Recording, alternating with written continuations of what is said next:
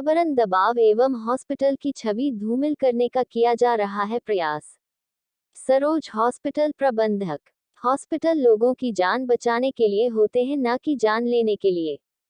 अधिकतर आपने ऐसे मामले देखे होंगे, सामने भी आते हैं कि हॉस्पिटल में इलाज के दौरान जब किसी रोगी की मौत हो जाती है तो उसकी तीमारदार हॉस्पिटल की लापरवाही बताकर आरोप प्रत्यारोप लगाने लगते हैं। ऐसा ही मामला उत्तर प्रदेश के झांसी शहर से है, जहां कानपुर शिवपुरी नेशनल हाईवे पर बने हुए सरोज हॉस्पिटल में गंभीर अवस्था में आए एक युवक की मौत के बाद परिजनों ने काटा जमकर बवाल लगाया आरोप।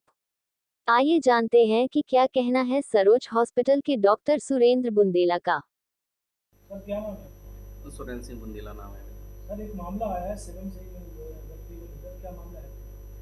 एक शिवम नाम का जो पेशेंट आया था यहाँ पे 26 तारीख को, वो हेड इंजरी का था और हेड इंजरी के साथ में उससे और भी कई सारी प्रॉब्लम थी, जैसे किडनी फेलियर में वो पेशेंट था। तो यहाँ पे जब आया तो उसको वेंटिलेटर की रिक्वायरमेंट थी। वेंटिलेटर उसको जो अटेंडर थे उनके साथ वाले थे, उन लोगों को बता दिया कि भाई इनको या तो बाहर ले जाओ, हमारे यहाँ पे तो है हेड इंजरी का ट्रीटमेंट होता है। हेड इंजरी के अलावा भी उसको कई सारी प्रॉब्लम थी, जैसे किडनी फेलियर पेशेंट था। लेकिन वे लोग नहीं माने, उन्होंने कंसल्ट दिया कि हम अपनी स्वेच्छा से आपके यहाँ पे एडमिट करा रहे हैं, और उनको सारी चीज़ें बता दी गई थी कि देखिए भाई पेशेंट की 90% बचने के चांस नहीं है, सारी चीज़ें उनको बता दी गई थी। फिर भी उन्होंने एडमिट कराया, सिग्नेचर कराया, कंसल्ट जो हमने दिए हैं, फाइल जो बनती है, तब ऐसे नॉर्मल पेशेंट हो या एबनॉर्मल पेशेंट हो, सब लोगों का कंसल्ट तो लेते ही लेते हैं। जो कंसल्ट लेते हैं तो उसमें लिखित में होता है पूरा, जितने घर परिवार के लोग होते हैं उन लोगों को भी बता दिया जाता है, देखिए कि आपका पेशेंट सीरियस है और जो कभी भी कुछ भी हो सकता है, ऐसा नहीं कि बाद में आप मेरे ऊपर कोई इल्ज़ाम लगाएं। और ये भी बता दिया जाता है कि आप पेशेंट के कौन है, क्योंकि पेशेंट के साथ में जब होते हैं तो कोई एडमिट कराने आता है, इसके बाद में डिस्चार्ज कराने कोई और आता है। तो जो दीपू नाम का जो लड़का है वो उसका भाई है, जिन्होंने सिग्नेचर किए हैं, जो यहाँ पे लेके आए थे। और 3:30 बजे करीब हमारे यहाँ पे जो पेशेंट आया और करीब 10 बजे के आसपास इसकी डेथ हो गई थी। सर उनके द्वारा बताया जा रहा है कि पैसे लेकर आपको पूरी गारंटी दे दी थी नहीं? ये तो बिल्कुल निराधार है, ये तो सब जानते हैं कि मतलब ठेका कौन ले लेगा, कोई ऐसे करता है क्या कि मतलब है इसमें पे कोई निश्चित ही नहीं है कि पैसा कितना लगना है। हम ऐसे पेशेंटों का कैसे ठेका लें? ठेका कोई नहीं लेता है, ये तो बुंदेलखंड है, यहाँ पे तो कोई भी कुछ भी बोल देता है। आखिर में ऐसा क्या हुआ इस दिन दो को मार्केट तक आ गए? ऐसा है कि जब पेशेंट एक्सपायर होता है ना, तो उसको ये लगता है कि हम हॉस्पिटल में अमर होकर क्यों नहीं निकले, हमारा पेशेंट यहाँ पे जिंदा क्यों नहीं हुआ। हॉस्पिटल वाले ट्रीटमेंट कर सकते हैं, किसी की मौत को अमर नहीं कर सकते या पेशेंट को अमर नहीं कर सकते।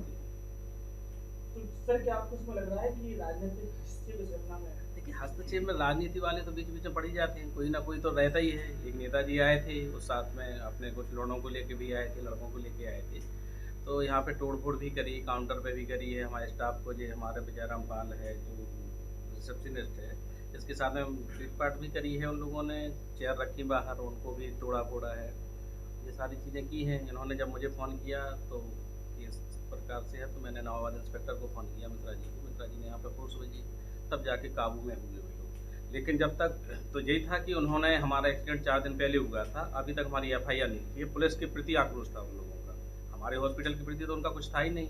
हमने तो जो ट्रीटमेंट किया है तो उनको बता भी दिया था, जब भी बता रहे थे देखो भाई हमारा इसमें कोई दोष ही नहीं, हमने तो आपको पहले ही बता दिया था। तो जब तक तो उनका यही था कि पुलिस वालों ने 4 दिन से हमारी एफआईआर दर्ज नहीं की है, तो हमें अपनी एफआईआर दर्ज कराना है। तो जो सीओ साहब आए, सब इंस्पेक्टर साहब आए, उन्होंने बोला कि ठीक है आपकी एफआईआर हम करवाएं जरा, जिसके द्वारा आपका एक्सीडेंट हुआ है। तो प्रेमनगर थाने में उन्होंने जाके कराया है। अब हमारा तो कुछ दोष भी नहीं है, दोष के अलावा भी उन्होंने प्रेमनगर थाने में, हमारा जो अगर करना था नवाबाद थाने में कर, वो हमारे उसमें आता है।